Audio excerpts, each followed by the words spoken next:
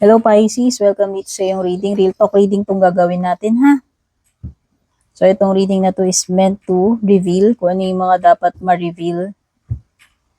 Mga dapat mong malaman, marinig para sa iyong healing, para makamove forward ka. So expectin mo na maaaring mahapde yung mga sasabihin ng bara dito. Kasi this reading is not meant to deliver yung mga messages na masarap sa tenga mo or gusto mong marinig, kundi ang i-deliver nitong reading ay yung mapait na katotohanan na dapat mong malaman. Okay, Pisces. Kaya ngayon pa lang sinasabihan na kita, kung hindi mo feel yun at sa tingin mo hindi mo kaya yun, ayaw mo yun, wag ka na lang mag-continue dito sa reading na to.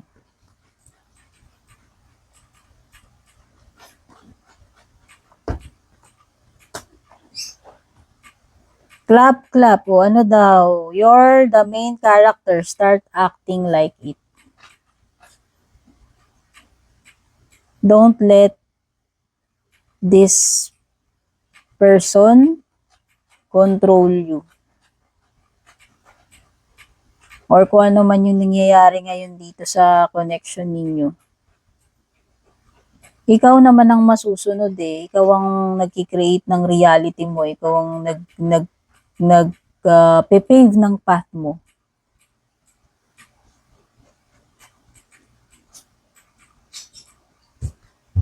Kasi palagi mo na lang siyang inuuna. Palagi na lang na siya yung bidang character dito sa love story ninyo. Hindi ko sinasabing na dapat laging tayo yung bida, laging ikaw yung bida. Pero alam mo yun, parang ang nangyari na lang kasi is puro na lang all about this person. Paano na ikaw? Nakalimutan mo na rin kasi yung sarili mo, Pisces. Baka nawalan ka na ng self-respect, self-love. Hinayaan mo na lang mag-take over lahat-lahat yung person na yan.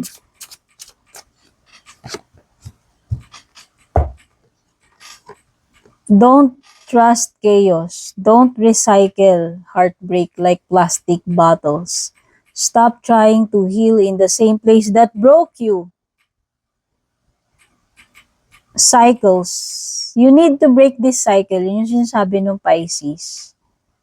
Huwag mo nang balikan yung mga places na yun, yung mga tao na yun, kung saan ka na nadurog. Ibahin mo yung narrative, ibahin mo yung magiging ending ng kwento mo. Ikaw yung may power, o 'di ba?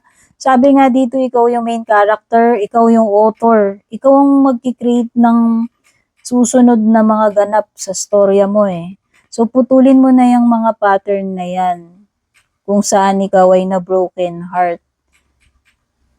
Hindi ka maghihil kasi pagka bumabalik at pumabalik ka na lang paulit-ulit sa mga ganong senaryo. Kaya nga, stop trying to heal in the same place that broke you.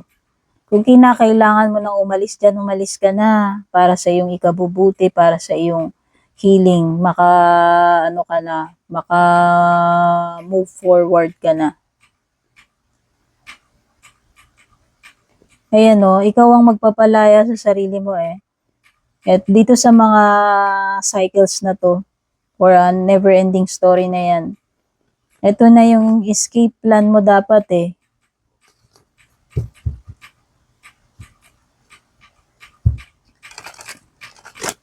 Huwag mo nang balikan yung mga hindi mo na dapat balikan or huwag mo nang gawin yung mga hindi mo na dapat ginagawa. Yun yung makakatulong para makamove forward ka, Pisces.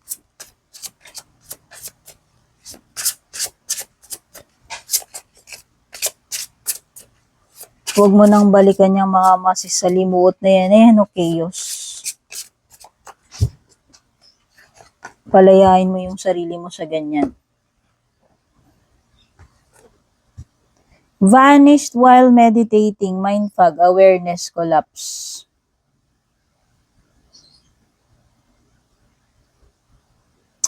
Kasi parang ka na eh, alam mo yung na brain fog ka na. Oo. na brain fog ka na, kasi kaya nga yun, parang hindi mo na maialis yung sarili mo dun. Siguro naging get used to ka na masyado sa ganong klaseng treatment, sa ganong klaseng relationship. Siguro mga matagal ka nang nakaranas ng ganyan, or naging repetitive na yung patterns, hindi lang dito sa ex mo, hindi lang dito sa person na kadil mo, baka pati sa mga nakaraan mo, naging ganon yung treatment sa'yo. So parang, na-get used to ka na doon sa ganong klaseng setup na baka, na parang nag-create na siya ng false reality sa'yo na maybe yun talaga yung supposed to be, which is not. O kasi di ba minsan nagde-develop yung isip natin ng parang mga coping mechanisms. Pwedeng ganun eh. Pero mali eh. Mali na nag-i-stay ka pa dun eh. So parang nga nangyari, nagkaroon ka na ng brain fog na kala mo, okay lang to, hindi, normal lang to, na-survive ko to before. Okay lang to. Dito lang ako. Nag-stay ka. Pero supposed to be dapat noon ka pa umalis sa ganung klaseng setup. Noon mo pa dapat nailigtas yung sarili mo para nagkaroon ng pagbabago sa buhay mo at nakaalpas ka na dapat doon a long time ago. So yun ang feeling ko rito.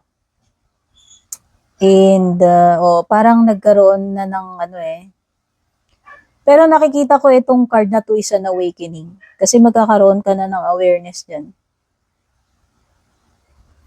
Okay? Once na magkaroon ka na ng awareness, doon mo na maiaalis yung sarili mo. Para hindi na maulit yung pattern maputol na yung pattern na yun At makaano ka na rin maka-move forward ka na. Kasi nandun ka lang sa loop, paulit-ulit lang yon. Hindi ka nag-heal. Paulit-ulit lang. Tapos parang parang nagre-register siya sa isip mo, okay, normal lang yun, okay lang yun, kasi naging paulit-ulit na yung pattern na yun sa buhay mo. Pero ang totoo nun, unhealthy talaga, hindi talaga siya tama, alam mo yun.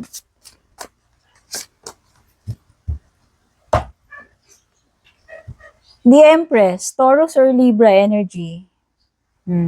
You could be dealing with the Libra or a Taurus, o meron siya sa chart niyan, or meron ka niyan sa chart mo. Alam mo tong Empress card, this is self-love, self-care, Pisces. Masyado mo nang napabayaan sarili mo, matagal mo nang na-neglect yung sarili mo. So it's time to heal. It's time to nurture yourself again. Na mag-focus ka, work on yourself.